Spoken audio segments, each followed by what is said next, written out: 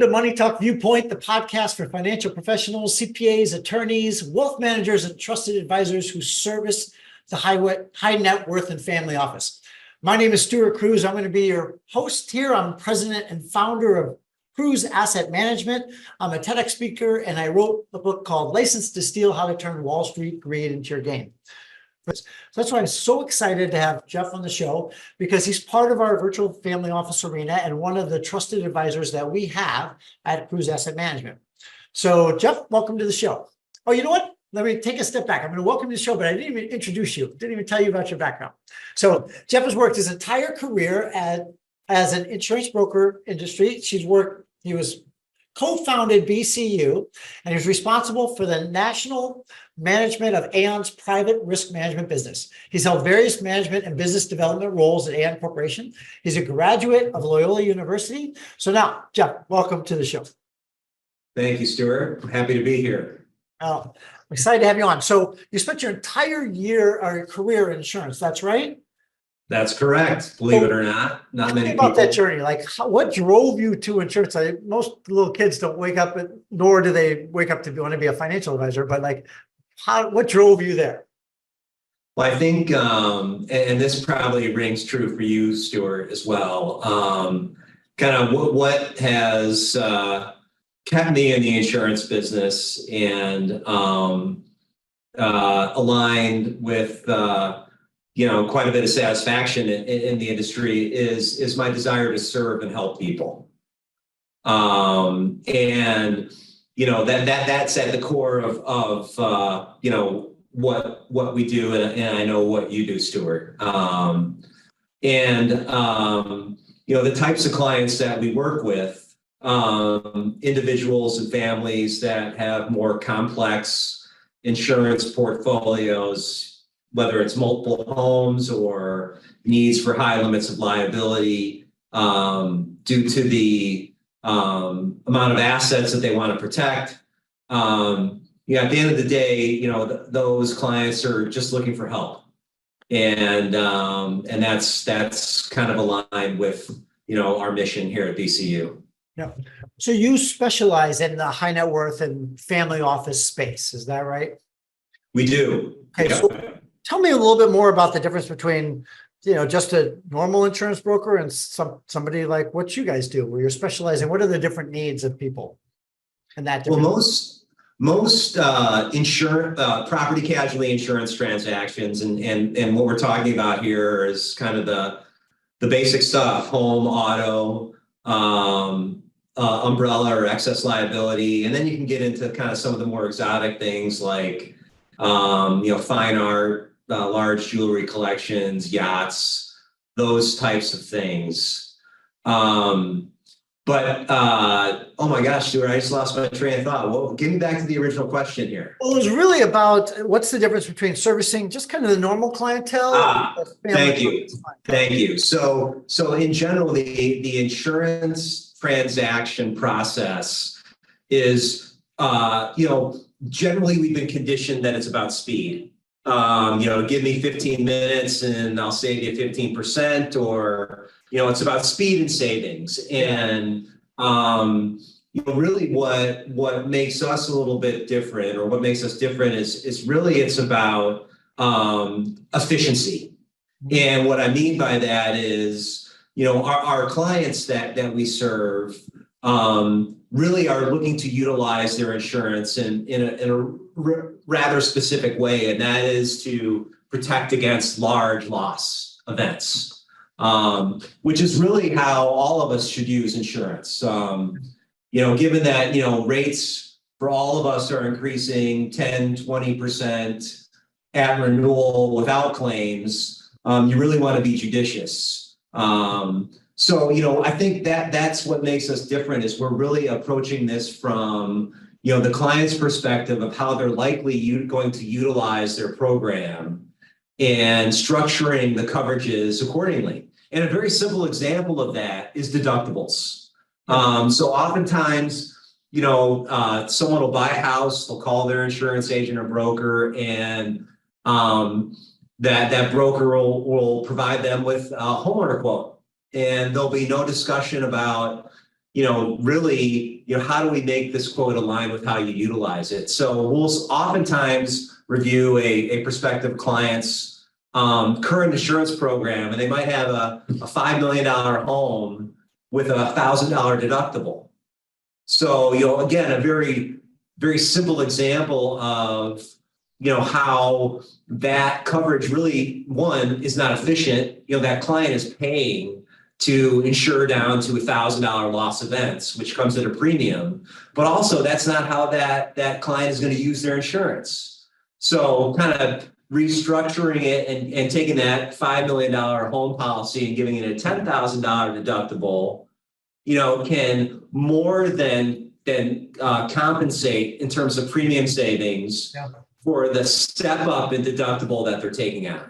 So again, just a very crude example or very simple example of kind of what makes us a little bit different. That makes a lot of sense. Are there, in addition to obviously you're talking with bigger dollars, more zeros, so higher deductibles, larger premiums, trying to get more efficient, but are there additional risks that are associated with that high net worth and or family office area, like cybersecurity threats? Like what else is out there that maybe people don't think about? So a couple things, what we'll see with larger family accounts is that those families might have employees, and these could be, someone who's a true domestic to kind of a handyman that, really could be viewed as, a direct employee of that family, whether they're paying them with a W-2 or a 1099. So kind of looking at, things beyond just, the personal property casualty exposures and looking into the lifestyles of those families and what those risks are. And then approach the family with the options of, all right, here are the risks and here are the costs associated with transferring those risks. Now, with a family that has an employee, depending upon what state they live in, they may have a statutory requirement to buy insurance for that employee. Work comp insurance is what that would be. So again, those are sometimes discoveries that, even though there's a requirement that family has, that, this is the first time they're hearing about it. So really just, taking a broad view and of all the types of potential exposures that family could get caught up in, and asking the right questions. Another thing that, our types of clients get tripped up by is many of our clients, yours and ours, Stuart, they have multiple homes, and that oftentimes will force that insured, that multiple homeowner to have multiple insurance relationships. And often we'll see benefits not coordinated as a result, because the two insurance agents or the three insurance agents aren't talking to each other, and it's left to the insured who really doesn't know, what to ask or how to structure policies so they're coordinated, left in the middle. Yeah. So yeah, those are a couple examples.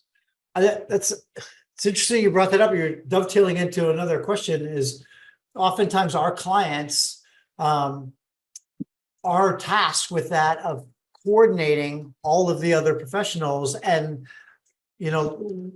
better for worse, they're often the least qualified to do that. That's why they're hiring the professionals. I give the example, like I'm an engineer by undergrad.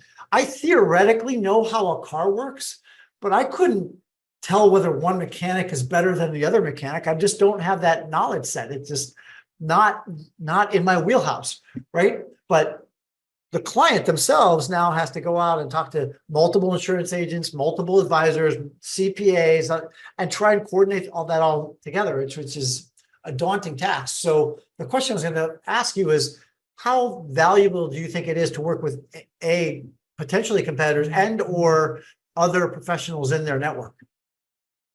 I think it's, look, I think all of our clients are looking, for experts to help manage the various aspects of their financial services, and insurance is one of them.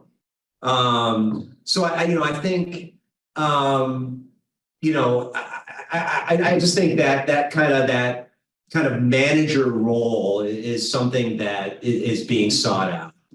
And, I think, back to your comment about, the client lacking the expertise, being in the middle of these relationships and lacking the expertise, in our business, they also lack the passion. There's no one that really wants to be focused on their insurance except, people like us. So, there tends to be, not intentional, but sort of just unintentional neglect that is kind of resident in these insurance programs, because really, who wants to be bothered by it? So I guess I'm kind of going back to your first question about what makes us different and what clients find value, in working with firms like ours. But yeah. It's amazing. I get the same thing, right? Which again is why we're hired, right? Because they don't want to do it. But it's, again, they've spent their life building up this nest egg and these investments and these strategies and all this pool of capital that I'm investing and you're protecting. And yet looking into these things oftentimes is the last thing that they want to do. So they do. No doubt. So we do need, they need somebody that has that passion for it, which is, what does that say about us, that we have passion about these boring topics? Somebody needs us. And I think,